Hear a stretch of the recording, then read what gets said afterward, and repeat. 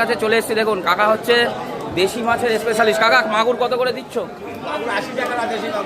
800 টাকা করে। দেখুন এখানে বড় বড় মাগুর, বড় বড় মাগুর, এই দেখুন দেশি দেশি 800 টাকা করে বলছে, হেভি সাইজ। আর এইখানে দেখুন এখানেও আছে শিঙি মাগুর, এই পাশে আছে কাকার কাছে কই। দেখুন দেখুন এই মাগুর মাছগুলো দেখে আমার দিল খুশ হয়ে গেল, কালো হয়ে গেছে পুরো। দেখুন বাবা, আর এখানে আছে জ্যান্ত তেলাপিয়া।